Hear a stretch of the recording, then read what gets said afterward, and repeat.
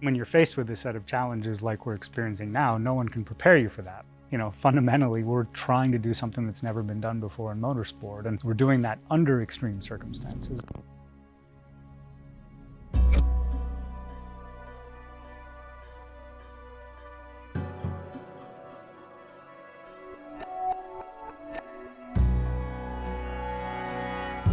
Our product is electric street racing. We went from a situation where we were anticipating a calendar of racing every couple of weeks in some of the most iconic cities in the world, to a situation where we had to figure out how can we continue.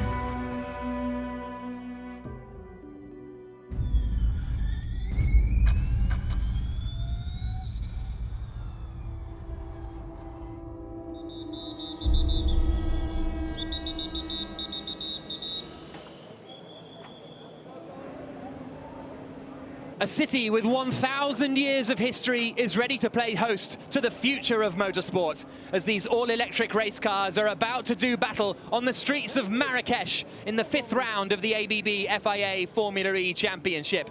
Mitch Evans is the championship leader, but he didn't get across the line in time to start a qualifying lap. Reigning champion Jean-Eric Vergne missed free practice 1 yesterday because of illness, only 12th in the points, needs to start his season today. The man hoping to be highest on the podium come the end of the race is the pole sitter, Antonio Felix Da Costa for DS Techeetah. Radio check, 1, 2, 3. Yeah, load and clear, Antonio. Everything is good with the car. Radio check. Load and clear, Chev. Landa Capri, a decent burn. The grid is set. All 5 lights are on. We go green in Marrakesh. Really good start from Da Costa. And he goes to the outside. Can he get it done? They're still side by side. Da Costa holds the place. Jean-Eric Vergne up the inside and ahead of Max Günther. 1% difference in energy, no crash pit. Jean-Eric Vergne's going to run out of energy, and Günther's into second place on the final lap. But Da Costa takes the win. Yes! Let's go, boys! A great performance from Antonio Felix Da Costa. We do a lot of hard work and it pays off, so that one slapped. That one was really cool. This might be our last race for a while, so stay safe out there. We are in uncharted territory. Notre pays fait face à la propagation d'un Virus, le Covid-19. Das Coronavirus ist eine riesige Herausforderung für uns in Deutschland. From this evening, I must give the British people a very simple instruction. You must stay at home. This is a risky one. He's done it. What a move. On the final lap, it's a standing ovation. What a race. What a drive.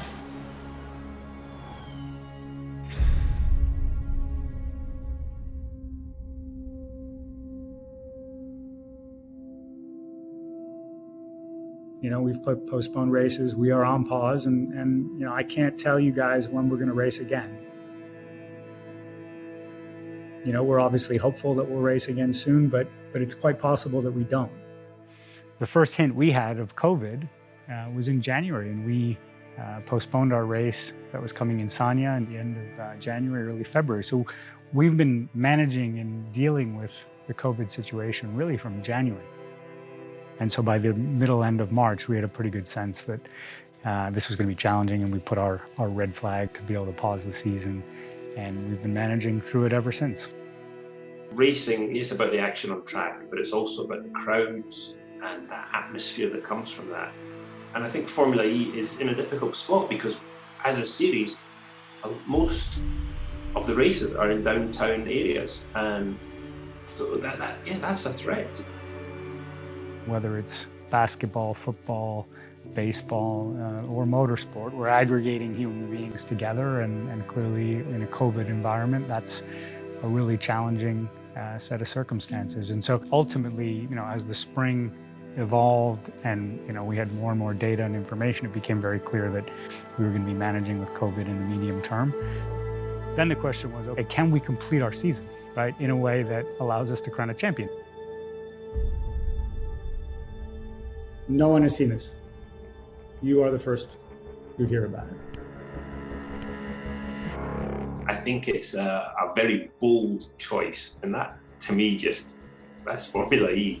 We're going to have 9 days with more than half the season condensed into that. It's 3 double headers, 6 races in 9 days, then throw in 3 different tracks. It's a fantastic idea, a bit risky, because you know, if one driver, one team member goes down and tests positive for COVID, then is that team out of the championship? Is that driver out of the championship? It's so condensed. It puts so much pressure on every member of every team.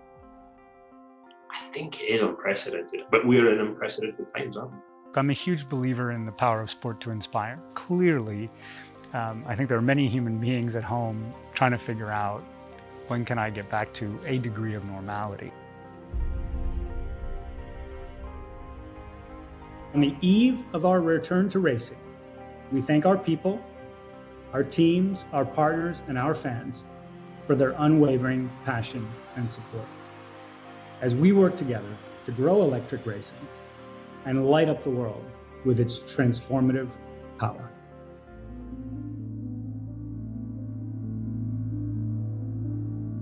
Need you to open your mouth. Okay. Yes, but and then right. Okay. Can be a little bit disgusting. Okay, let's. Oh, that's it? Yes. Good to go. Yeah, it was quicker than I thought it would be, but obviously it goes quite deep in, so you have to gag a bit, but no, all good, all easy, very fast. Now going to the room, and yeah, hoping for a good result. Well, I think we have to understand that we are in a new normal situation right now. My name is Florian Kreinzinger. I'm the head of the hygiene board and responsible for the infection control and all the measures that we are taking into work here. I was involved in April and May when the German Bundesliga came back, so the first professional soccer league in the world. And I'm very proud to help Formula E to come back and be a very small piece in that. Everyone who arrives here in Berlin has to have a negative test on COVID, and then afterwards people are quarantined until we know the results. Morning. Morning. Just disinfect your hands. Sure. We try to have several bubbles and clusters, so only always small groups are coming together. They not even have no contact with the outside world in Berlin, but also the whole workforce here is split in different groups. Welcome. Hi, how are you? May you can show me your accreditation as well? Thank you very much. Just grab a yellow one, please. You have to wear it at the hotel as well as at Temp now. Yeah? Yeah? Around here? Just around it. Okay. Yeah. Not in your room. If we test someone later positive, we want to have the groups infected in terms of where could have been contacts to be as small as possible. What that now is, go through, show your accreditation, yeah, do your test, and then straight back to your room. Right. You go down that left hand. Yeah. Cheers, mate. See you later. Right. If there's a positive test on coronavirus, he will for sure be quarantined for 2 weeks. In Germany, he will also not allowed to leave the country, so he has to stay here and will not be able to race. Hey guys, just rolled into the hotel in Berlin. I've gone straight into isolation, so I'm just setting up camp. Kitchen, I brought all this stuff to keep me going for the next few days. Got bars, hydration stuff, ginger shots, German cards, I can learn the lingo. This is us. I'm gonna respect the protocols, and hopefully we're all good and we can get to the track, but I'll be here for the next wee while.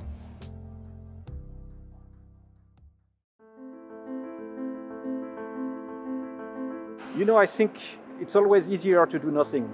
So that's not a challenge, and that's easy to stay at home and just wait for whatever. During all the COVID situation, everything was basically moving every day. Something which was true in 1 minute, 10 minutes later was different. So we have to work and to find a situation and to find something to restart.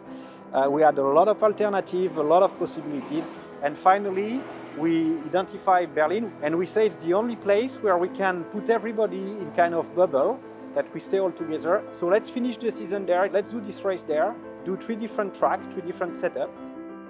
We'd already completed 5 races, so we knew we needed to be able to do 5 to 6 more races to be able to credibly crown a champion. And we say, can we do that in one city? And of course, then you ask yourself the question, well, 6 races on the same track, can we keep people's interest? And that's where the idea came to come to Berlin. For the first time, we'll be taking the traditional circuit here at Berlin and going in reverse. So that's track number 1. We go back to the normal format for track number 2. There'll be, a Tempelhof special as track number 3 to see us through to the end.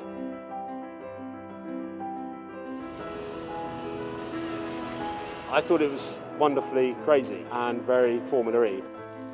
It was ambitious, and that's been sort of the guiding spirit of Formula E right from the very start, from an idea to reality. And sometimes when people say to us, "You'll never achieve that, it's crazy," that makes us go out and go and achieve crazy. Of course, everyone's thinking that this is a massive thing to do, but they've done it hour by hour, day by day. They've achieved delivering a venue, and it's ready for the teams to come here and ready to find our champion.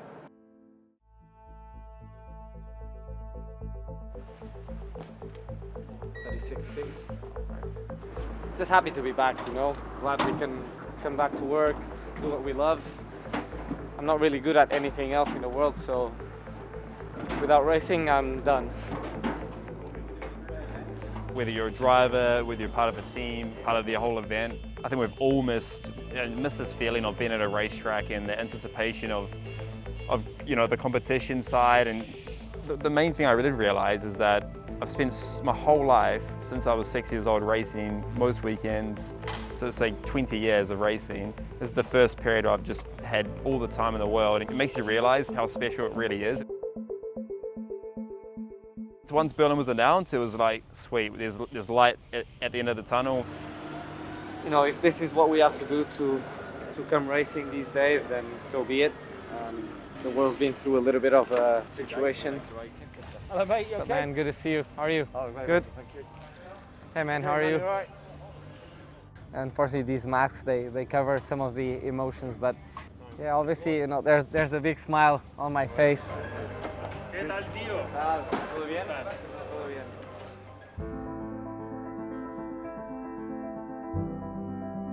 We're doing over half a racing season in these 9 days.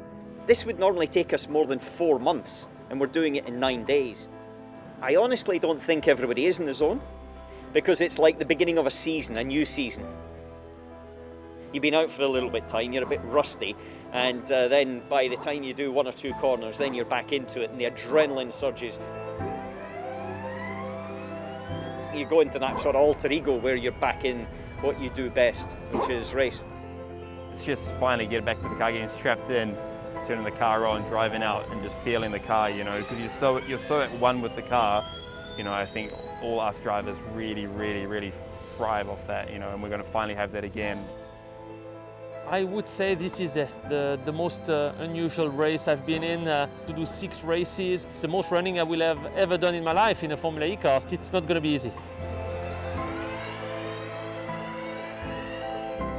It's going to be hard. It's going to be hard for physically, but also mentally to stay sharp on these days where you have to really perform at a high level. It's getting intense, and I think whoever copes with that the best will end up on top. You know that it's the most critical point of your season. You know that you come out either a hero or zero. We have to remember that for any particular team in this pit lane, there's a total of 288 points available. For any single driver, 180 points. Anything can happen. Really, between now and that last race, anything can happen. Okay, Tonio, we go. Good luck, mate. But when the helmet actually comes on my head, then it's like there's this extra gear of motivation and will to want to win that. Yeah, I even surprise myself sometimes. So. Antonio Felix Da Costa, surely here, is going to go to the top of the times. He does, a 1:07.122, 4/10 quicker than anyone else. Huge lap from Da Costa. Yahoo! Yes! The extra dimension to Formula E is the energy management, which means a driver is not only trying to get from the beginning to the end of the race in the quickest way possible, he or she is also having to manage their energy. This break gave a lot of these teams time to improve, because normally you're racing every 2 weeks and you don't have enough time to to test or to look at stuff, and there's a lot of talent through this paddock, which teams that are just joining like Porsche and Mercedes, and you give these guys 4 months to go all over the data they had from the first 5 rounds, they're going to be a threat now. Racing is data. And you've got to have as much data as possible. The cars are just producing data all the time. What you will see, the workload the driver goes through with all the various different functions they're doing in the car, saving energy, as well as racing at the same time. It's very difficult for the drivers to keep up that level of workload. It takes a certain type of brain to do that and also perform at your limit. They get assistance from their engineer on the pit wall who can help guide them, but in the end, they have a huge amount of multitasking to do in the car, which is an element of Formula E that not everybody quite comprehends, but it's very, very extreme for the driver with a lot of mental capacity needed to manage the car. So, both cars under attack now. Attack mode this lap. 1-6, yeah, right. Copy. Both of you attack this lap. When it's chaos, it's easy to get sidetracked by the chaos and lose sight of actually the focal point, the important point. And I think that's the hard thing, because that's a natural human emotion. We are back for round 6 of the ABB FIA Formula E Championship, the first Berlin E-Prix of the most intense of season region. finale. Maybe 5. So you can switch to S3 mode. 1, 1, 2, 1, 2, 1, 2.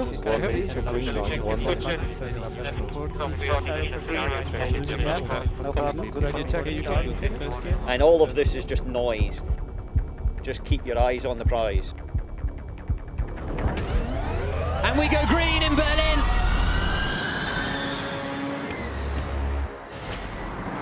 So to be clear on the rules here, the drivers must finish the race without using their energy reserve and going into negative energy. If they race flat out and end up below 0%, they will be penalised and risk losing the race. I think some of these cars are really struggling, especially Nico Müller, 15. Muller's He's going to done. run out. Yeah. Muller is cooked. It's over for Nico Müller. He is not going to get to the end of this E-Prix. And these guys, maybe they thought the race was going to be 1 lap shorter. They were so close to it being 1 lap shorter. And look at Da Costa. Antonio Felix Da Costa is into his last percentage of usable energy, and he's only halfway around the lap. It's all going to go wrong here. He has to cross the line, and we have to listen, because if he coasts over the line, then it's okay. He's coasting, Jack. He's coasting. He's got 5.6 seconds, but this is tight on energy. He's weaving across the line. He hits 0. Hopefully he came off the throttle in time. And Da Costa takes the first win in Berlin. Lotterer, Bird, De Vries, they're all finishing with absolutely 0 usable energy. Incredible race. Yahoo! Yes! Thanks everyone. Thank you. That's amazing. Well, I'm looking forward to watch it on TV. Thanks, guys. Days like this, they don't come very often. It's you really cannot take them for granted. I have had so many races and so many days of wanting to just go home and give up, and having a day like this, I'm just so grateful for the opportunity.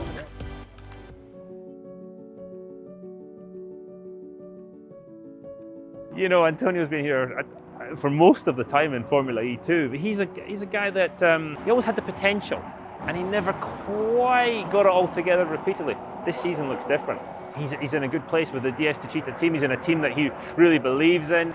He's turned that corner, I think, and he's going to be a real championship challenger. To join Formula E with this team, with Mark Preston, it was Team Aguri at the time. We had a very tough first year. We didn't have the right knowledge, and we were not at the level of some other teams, and it was very hard. 1 week before season 2 starts, I had no seat. And I called these guys again, and they took me again. Mark has always had the door open for me, and yeah, season 2 was actually what kept me in Formula E for good. We're on board with Antonio Felix Da Costa, and he is pushing hard. I went to Andretti for season 3 and 4. I was just completing laps on the track. I was being lapped by Buemi and Di Grassi and Jev. It was tough for me. That was really tough. The main reason I do this is to win.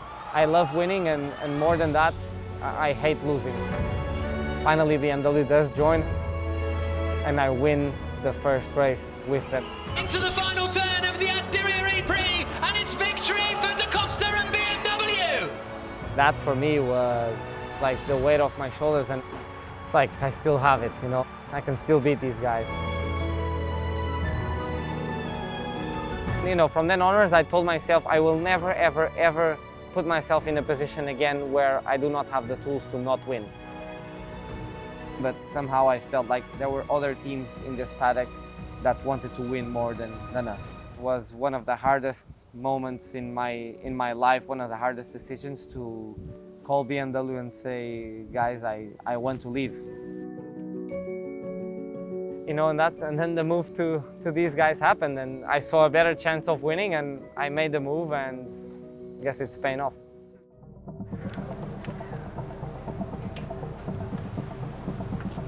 Morning. Yeah, yesterday was not a great day. Okay, guys, there is no more rules now.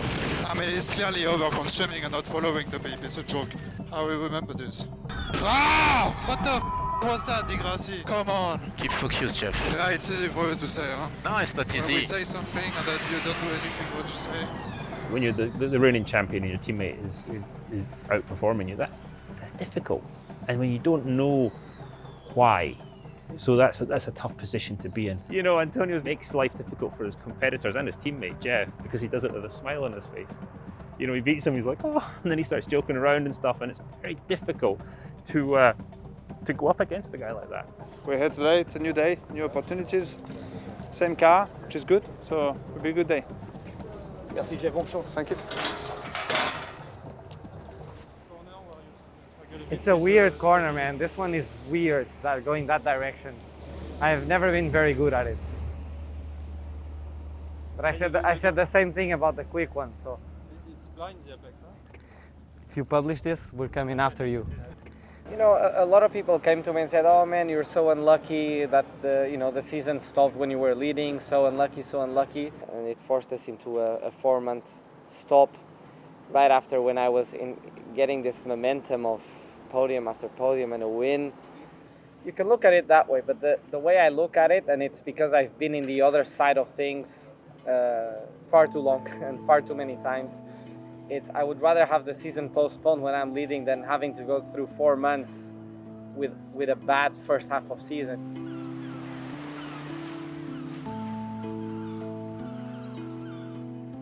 In a way, this lockdown was very good for me because I was able to recover. I've been doing 2 or 3 championships in a single season for the last 6 years, so over 130 flights a year, which is like an average of 3-4 flights a week. To all of a sudden go from that to no flying in 4 months, it was weird, but I have to say it was really nice. My body was needing it, a lot of recovery. During lockdown, I was able to train consistently in the same way for months, sleep in the same bed for months, and I wasn't able to do that in many years. And I was just able to reset, recover, and come back so strong.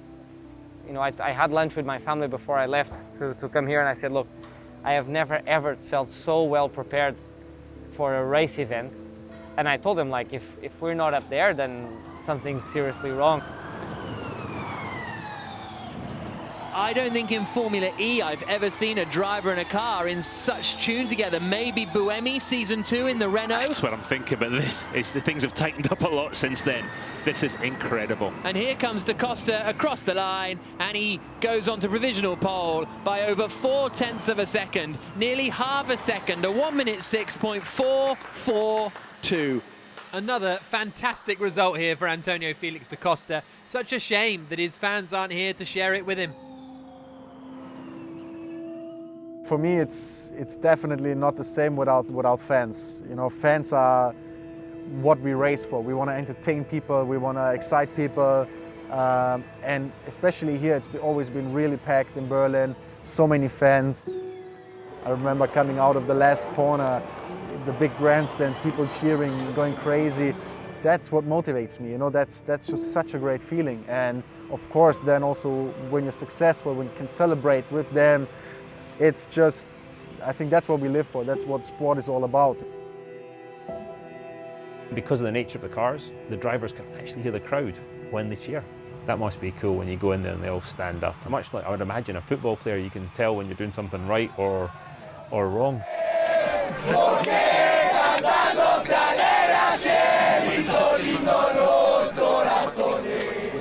Not having fans here is tough, but it's just not an option just now. And that's the only way that Formula E could put this race on. I can't imagine the amount of work that's gone into making this happen. All the procedures, like after the races and the autograph sessions and the podiums and all that, you know, there's none of that anymore. And that's where Formula E normally provides a really good show to the fans, is how close they get to the drivers in all these situations. The fans aren't here physically, but the ways that they can interact with the event, with the teams, with the drivers has increased a lot, I would say. We've got BMW have done this drive-in area. We've got the Allianz Virtual E-Village. Up on the stage you can see real-time tweets. Just finding ways for fans to being able to interact with the sport a bit more and get really close, up close. So Bird being, Robin Fries is in the wall. And his fans at home aren't going to be happy about that.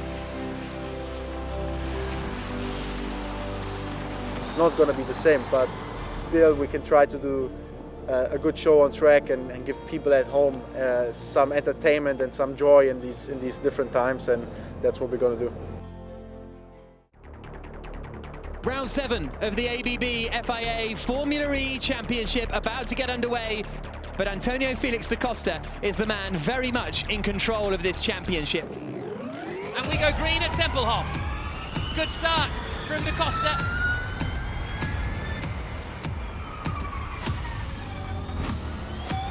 Da Costa taking his attack mode. Buemi's going to be feeling good about this. Buemi goes side by side, but he holds the lead. The field's got to be wondering, how do we beat this guy? Here comes Da Costa across the line. Antonio Felix Da Costa wins again. 2 in a row, guys. 3 in a row. Amazing. I don't know where the fight's going to come from. Everyone who's near Da Costa at the championship isn't getting points. The next 4 races, 2 different tracks coming. It's a different flow. Yep, it could all change here with the new track layout. Hopefully, we're going to see some of the other drivers step up.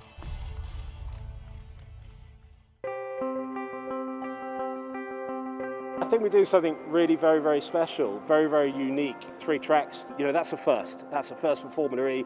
So when the teams leave, there'll be a new army that arrives to actually go and make that go and happen.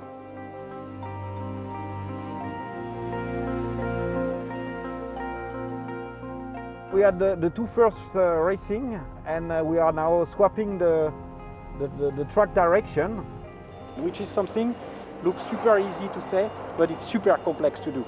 Because you are not just changing the braking boards, you need to change nearly everything. Every runoff area, every curbs, some walls, some fence, some boards. I mean, the list is huge. So everything needs to go how it is planned. It's a big challenge for us, but it's going to be a big challenge for the team and a big challenge for the engineers. But we are good because it's done on time. We still have all the night if we need, but it's really now fine-tunings. So you see the team are going to start the track walk now. They will check with the driver. Ça va, Nico? They will check with the driver that, what they have done in simulation is exactly the same. It's an important time for them. It's not been the best few races for us. We don't really seem to suit the surface or the layout here for whatever reason, so it's a shame, but yeah, we're going to do everything we can to make sure we can fight it out to the end. We've had 2 races here in Berlin, both, I think it's fair to say, been dominated by Antonio Felix Da Costa. Okay, so now we have to see on the ground where that thing is. I think because the track is grippier, we might be able to brake later. This traditional configuration that we're running for the next 2 races, it's a different rhythm. The corners come at you in a different order. The way you prepare for the corners, it's all different. The way your brain processes it, and it suits some drivers more than others. But it's weird how, like, when you go that way, you feel like you're almost in a different place. You know what I mean? Like, now I don't feel like this is where I was yesterday coming that direction. Looking forward to this one. It's going to be a very, very entertaining qualifying session, this. I think the field has tightened up. It has become more competitive. You can't sort of give up. You can't look at Antonio's points tally. You just work hard, and that's what everybody in that pit lane does. That's the thing, that pit lane is full of people who spend their life trying to win. Let's see how much form this man here has got. Double reigning champion, Jean-Eric Vergne. Is he in for a redemption story in the final 4 races of the season? You know, everybody at this level, they have tremendous will to succeed. They don't give up. After the middle sector, he's 3/10 up. This is ginormous. Jean-Eric Vergne, after a tricky season, a very difficult first 2 days in Berlin. There's a reason that he's a double defending champion, and I said it several times in commentary, I can't wait to see the fight back. I can't wait to see the fight back. Out they come through the final corner and across the line. What is Jean-Eric Vergne going to do here? Surely it's pole position by the cool half a second. Half a second. But Jean-Eric Vergne absolutely bossing it in that qualifying session. It's fair to say that the first 2 races here have been a complete nightmare, and you know, when there is a little something going wrong and then there is another one, and all of a sudden everything starts to go wrong in the same time, and that's what happened to me. So I think today was already much better. And you've changed your helmet for today, for these 2 races? Yeah. I don't know. I guess every racing driver is a little bit superstitious, so I had to try something, you know, either underwear, socks, or helmet. You know where the press conference is? Press conference? Yeah, it's on the, keep going, it's on the right-hand side. Right-hand side at the end? Someone there's like a person like that tested positive. Who? I don't know. I don't know. Apparently someone very obvious. A driver?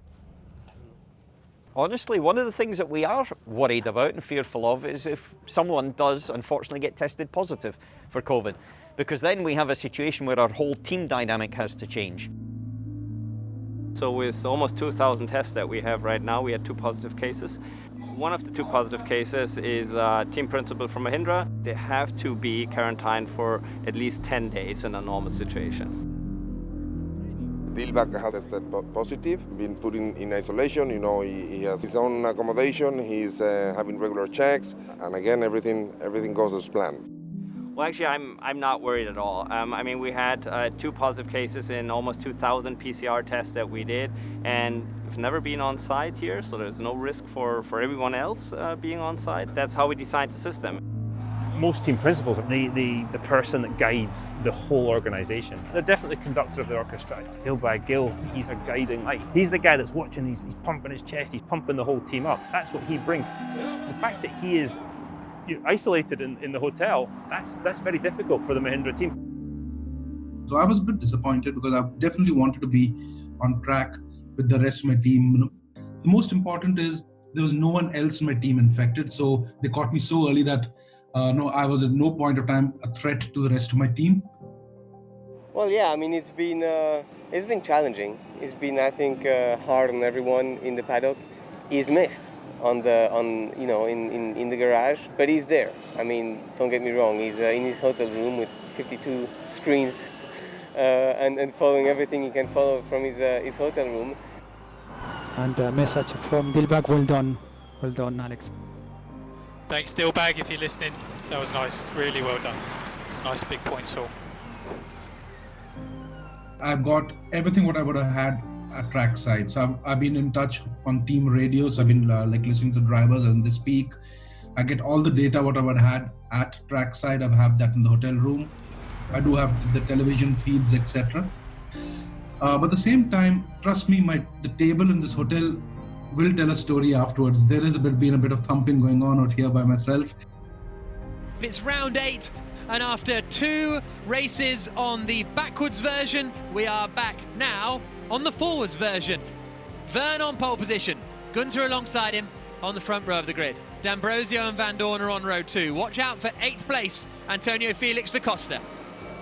You know, I've seen it before in other teams, and for sure, seeing a teammate quicker than you, it's never a pleasant situation. So I have a lot of sympathy for Jeff because, you know, he's a winner. He made this team into the winners that they are, and I think it's going to make him hungrier to come back. And I am, knowing Jeff, I think he will put on an amazing show today to come forward. And we go green in Germany. 3 white, and that's aggressive. Wow. From Da Costa, that's... Now you're starting to think, oh, I don't want to be in this position. Günther gets the cutback, coming out of turn 6 up the inside into 7, and Max Günther takes the lead. And there goes Freins up the inside of Verne. So much more usable energy. The Dutchman is up into second place. He's up to the final corner. Freins to the outside again. Not going to be able to do it. It might be the closest finish in Formula E history. Across the line, the checkered flag. Günther wins. Jean-Eric Verne with a 3rd position. And Da Costa scoring big points. Couldn't manage the 6th podium in a row or the 4th win in a row, but he still has a strong lead in the championship.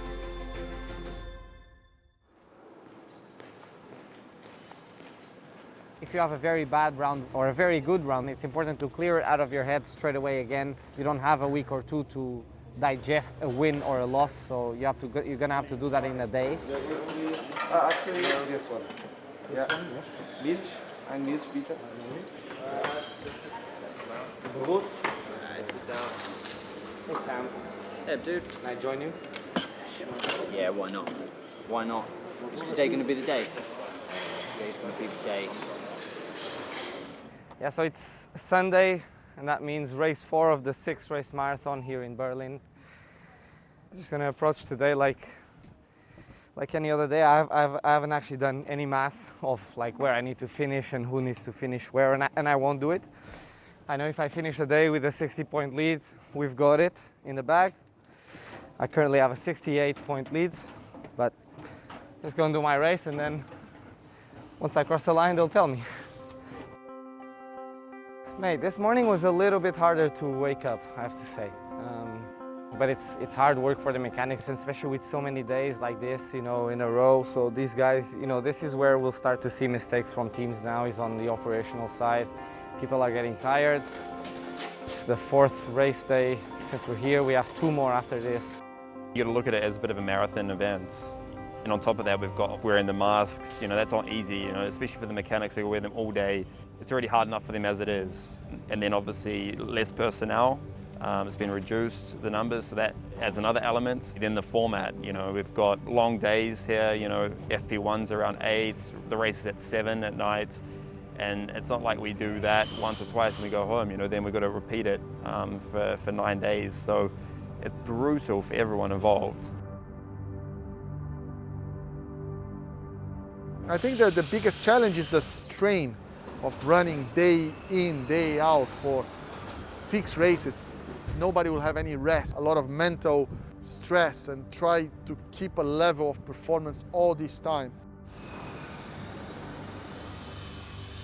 It's super hot during this week as well, which doesn't help, and there's no escaping as well. There's no really a room where we can kind of hide and refresh. It's just hot everywhere, which just makes it intense. The adrenaline definitely keeps you pushing through.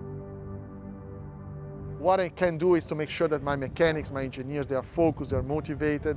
I don't create any extra work for them by crashing or doing any mistakes myself.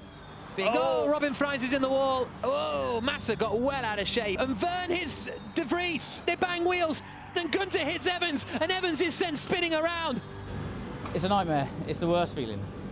But your head you have to think about the car. Straight away you think about the damage, and you need to get ready as quick as you can to get that car back out. So your head's going a million miles an hour. Just doing a normal double header with 2 races is hard, but doing 6 is very hard. It's very hard going on your body, so long hours. But the car is 100% like the main priority, and you get tired, but you just pick yourself up and you carry on. The hunger these guys have to win is huge, and they sacrifice sleep for the good results. We have a lot to thank them for, so yeah, try and win this for them as well. We are here again in Berlin. Another race in the ABB FIA Formula E Championship around the Tempelhof Airport. It is round 9 of the 2019-20 season, and it could be decided this very evening.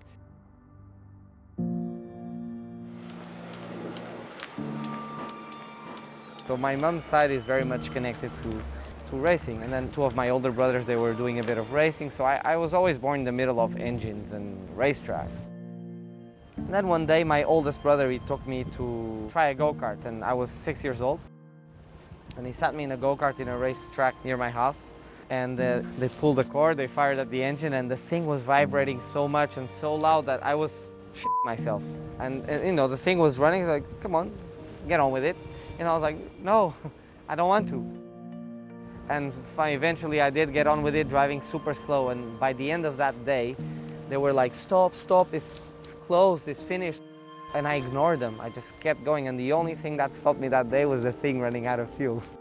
I loved it so much, I never stopped.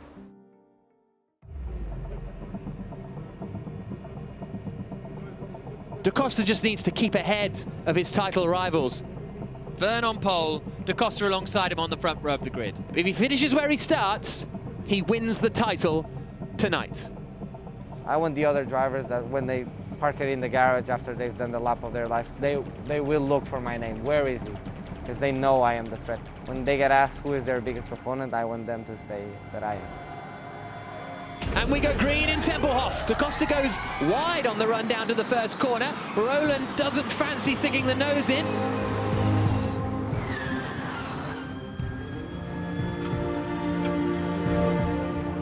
Jean-Eric Verne is looking set to win. Diaz Techeetah looking set to win the team's championship.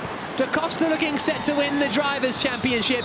But look, the team are on the edge of their seats.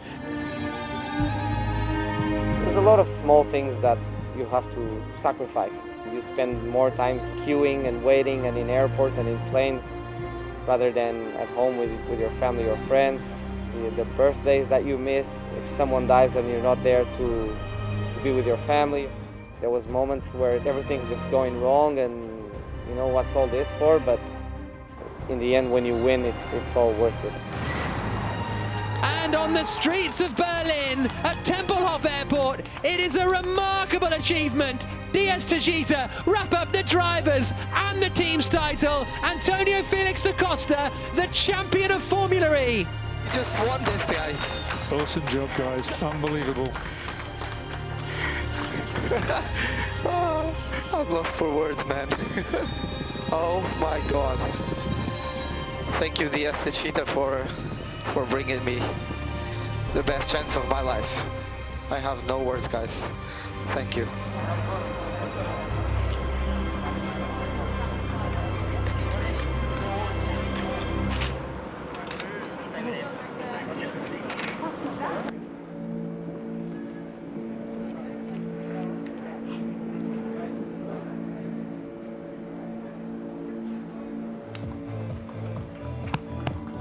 Proud of you, man. Thanks, man. Well done, boys. Well done, boys. Well done. Next year, I hope to have less bad luck to fight you more. Come on, man. Da Costa from Diaz Techeetah.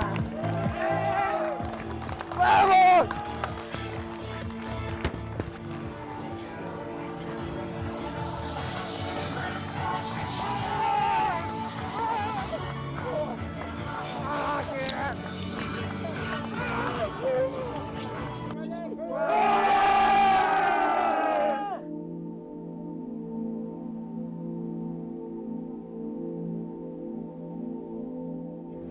First of all, I have to say massive thank you to BMW because they launched my career. They turned me into a professional driver, and it was a hard move.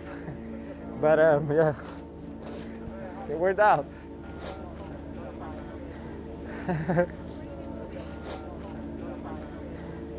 That's awesome.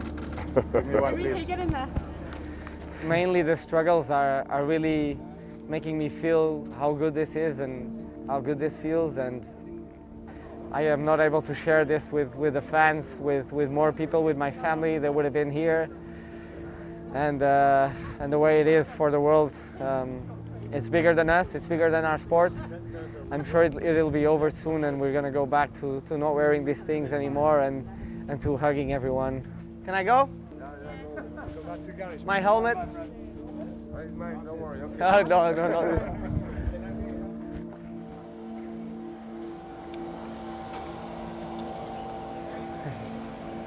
Well done, boy. Well done. Congratulations. Thank you, guys. Well done, mate. Good job. Thank you.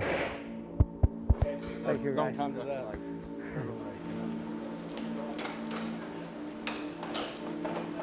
2 more rounds to go, we can still pick up some more points. You got media pen at 5 to 9. Oh, that's in 10 minutes. Yeah, it's over there. No worries. Woo! Yes.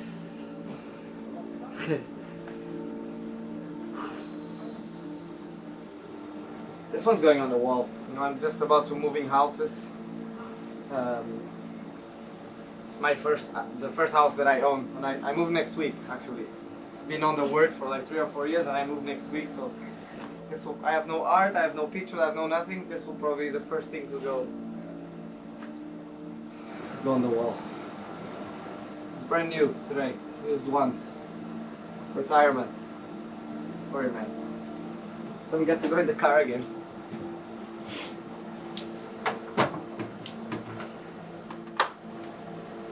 Okay. Wallet no, phone no. Ready. Mask.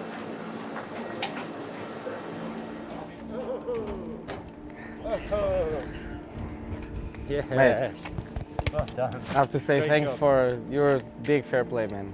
Always. Oh, mate, stop it. You No, deserve that. true. That's amazing. Oops, sorry. Sorry. Thank you. Sometimes an athlete, you get into these momentums where everything is just aligned and everything just comes together and you can do no wrong, you know. And I've been here before, and I've been in the complete opposite situation where everything that could go wrong, it just hits you hard, you know. And so I know these moments don't last forever. Gonna try and lean on it as much as I can.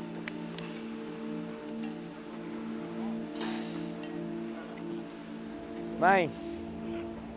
Parabéns!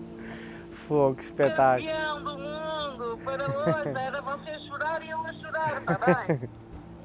Fogo, Espetáculo, finalmente. espetáculo. Muitos parabéns. Finalmente. Finalmente, já merecia, finalmente. Obrigado, A obrigado. corrida, o Salvador não conseguia ver, Sim. e então pus em FaceTime no meu telefone. Ah, boa, boa, boa. Pus o telefone em frente à televisão e tivemos os dois a ver a corrida. But she goes into roads of conversation. Yeah, because my friend, she thought this, and then the cheese, whatever.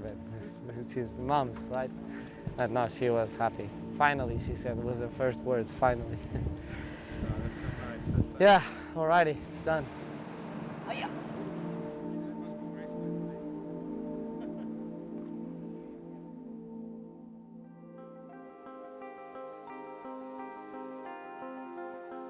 I had my eyes really set on the championship this year, and I thought we had a really good opportunity to get on top of the Techeetah crew and also Antonio. And Gunter hits Evans, and Evans is sent spinning around. We're going all in, and second place is firmly in our sights, and we're going to do everything we can to make sure we can fight it out to the end. We don't come here to finish second, we don't come here to do anything except win. That's inbuilt in us. Now, not everybody can win, and so therefore there's a point where you've got to sort of accept that graciously, congratulate who does win, and go off, lick your wounds and come back fighting another day. Teams and drivers, they'll have the mindset right now, we're just going to do our absolute best. Can't sort of give up, you can't look at Antonio's points tally or DS Techeetah's points tally and wistfully look at it. You just work hard, and that's what everybody in that pit lane does. All 5 lights are on, and we go green in Germany. Pretty good start from Oliver Rowland. I mean, there's everything to race for. Pride, careers, trophies, points. Every time we jump in the car, there's always something to prove to someone, not at least yourself. Oliver Rowland in the Nissan takes his first win in Formula E. Yes! Come on! Come on! You mastered that, mate. Thank you guys, thank you so much.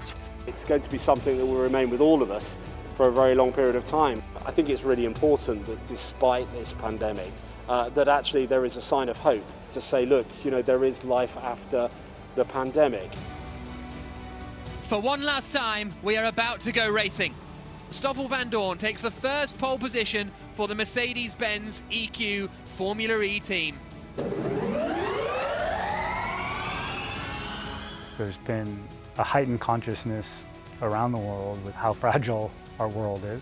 Everyone's been breathing fresh air and recognizes, to the extent that there was any ambiguity around the link between human activity and emissions and climate change, it's there and it's very real. I do think it's not just nice we're racing, and it's not just entertainment and a positive thing in that respect. I think it's actually forming some of the technologies and the way we will do things in the future. And right now, we, I think, are the people that are capable of leading that charge. The final honours in the final race of 6 races in 9 days goes to Stoffel Van Dorn and Mercedes. It's a 1-2 at their home race. But it's Antonio Felix Da Costa who is crowned tonight as the Season 6 ABB FIA Formula E champion.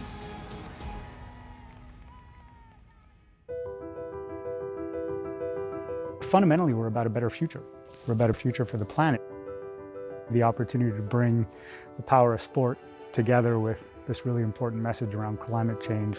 I think what we're able to show here is we can bring a sporting product, which is a beacon, which is a reference point. I think that is a great way to use sport as a source of inspiration. I think if you ask Antonio, I think he would probably call Berlin a success, and he deserves a lot of credit for that. That's a wrap, and we're going home with a championship, baby. Bam! See you, boys.